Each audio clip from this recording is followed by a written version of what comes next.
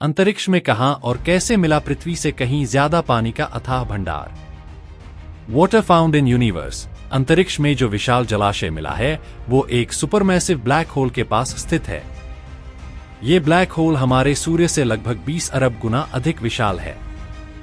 जो जल भंडार मिला है उसकी मात्रा पृथ्वी के सभी महासागरों से 140 खरब गुना ज्यादा है। Water found in universe. Astronomers यानी एस्ट्रोनॉमर्स को ब्रह्मांड में 12 अरब प्रकाश वर्ष दूर एक विशाल जल भंडार मिला है। ये जल भंडार एक ब्लैक होल के आसपास है। इसका मतलब है कि ये पानी ब्रह्मांड की शुरुआत के कुछ ही समय बाद से है। इस जल भंडार की मात्रा पृथ्वी के सभी महासागरों से 140 खरब गुना ज्यादा है। ये ब्लैक होल हमारे सूर्य से 20 अरब गुना बड़ा है। इसके आसपास एक क्वासर एरियल ऑब्जेक्ट है जो हजारों खरब सूरजों जितनी एनर्जी छोड़ता है। एस्ट्रोनॉमर्स के अनुसार यह क्वासर ब्रह्मांड में अब तक पहचाने गए सबसे दूरस्थ और सबसे बड़े जल भंडार का घर है। इस क्वासर के आसपास का वातावरण अद्वितीय है क्योंकि यह बड़ी मात्रा में पानी का उत्पादन कर रहा है।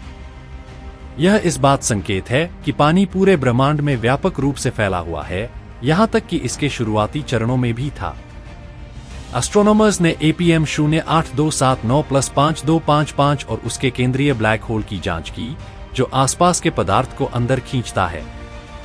जैसे ही ब्लैक होल पदार्थ को अंदर खींचता है, यह आसपास की गैस और धूल को गर्म करता है, जिससे एक ऐसा क्षेत्र बन जाता है जो पहले कभी इतनी दूरी पर अणुओं से भरा नहीं होता था।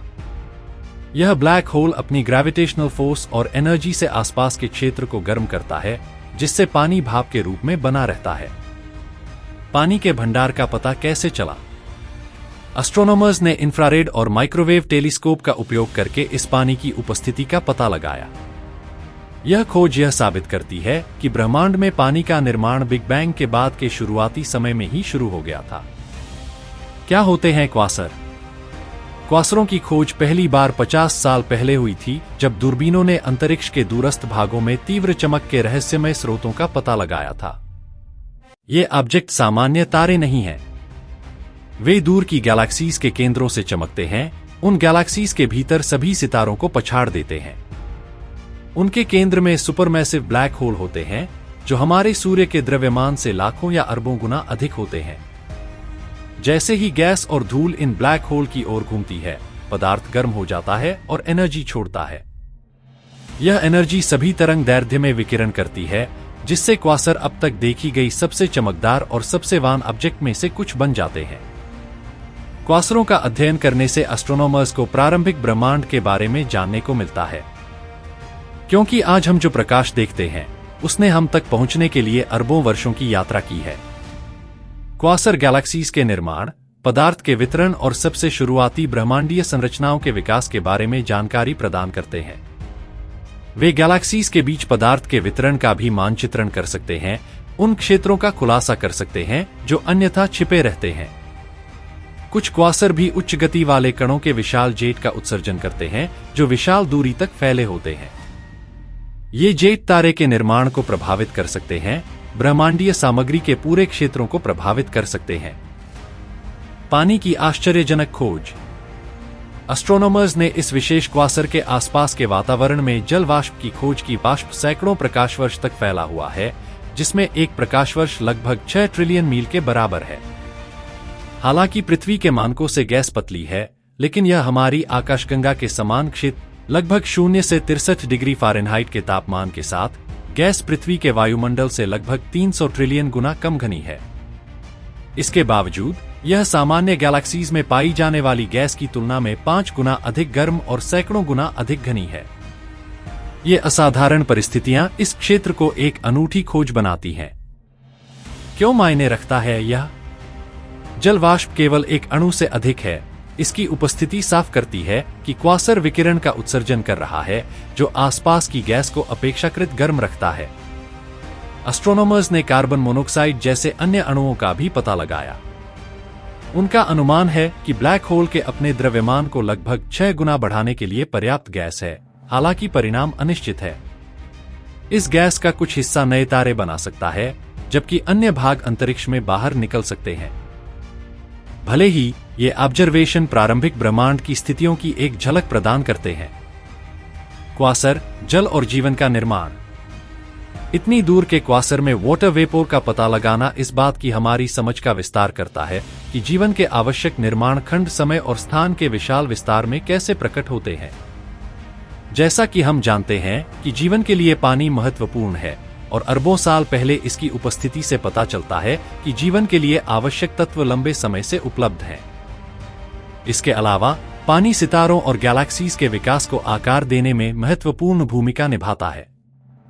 जब गैस बादल ठंडे होते हैं तो पानी उनके पतन को सुगम बनाता है, सितारों के जन्म को बढ़ावा देता है।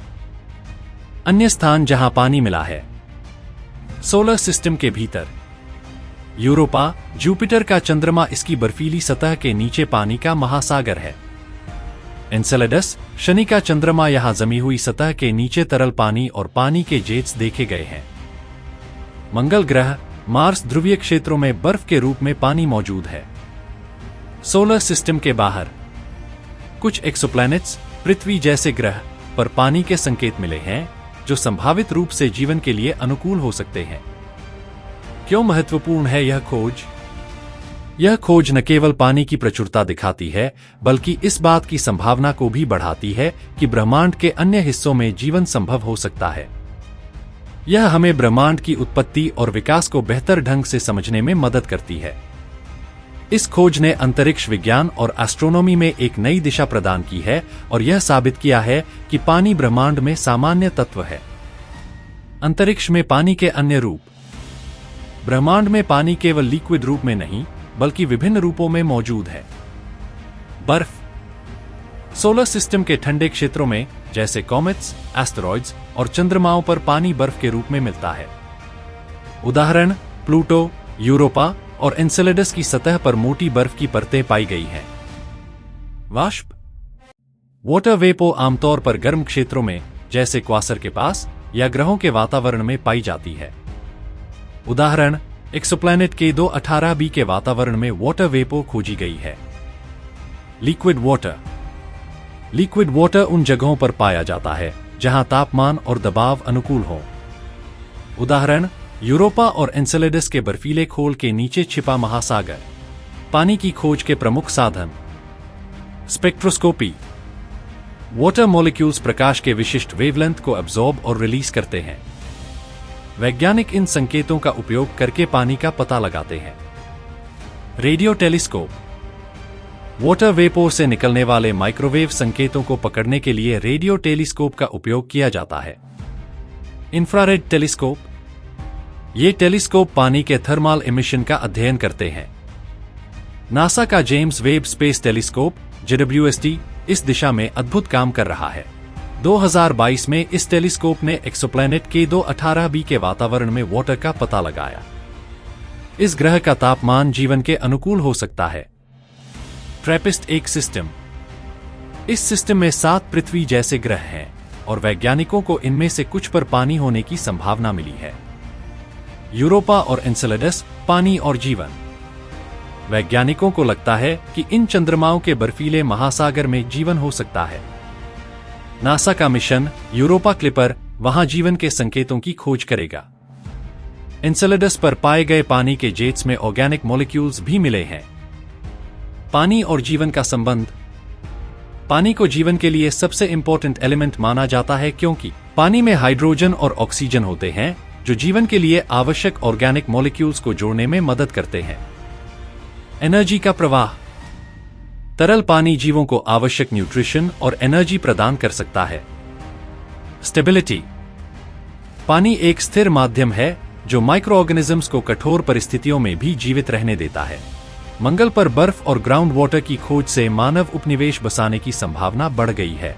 वैज्ञानिक यह जानने की कोशिश कर रहे हैं कि क्या यह जीवन के अन्य रूपों के लिए अनुकूल हो सकता है। बर्फीले क्षेत्रों में पानी के भंडार के अध्ययन से ब्रह्मांड में जीवन के अन्य स्वरूप समझे जाएंगे। ब्रह्मांड में पानी के अथाह भंडार ने यह साबित कर दिया है कि पृथ्वी जीवन का एकमात्र केंद्र नहीं है। पानी की खोज यह संभावना बढ़ाती है कि जीवन ब्रह्मांड के अन्य हिस्सों में भी हो सकता है। यह खोज न केवल एस्ट्रोनॉमी के लिए रोमांचक है बल्कि मानवता के भविष्य के लिए भी।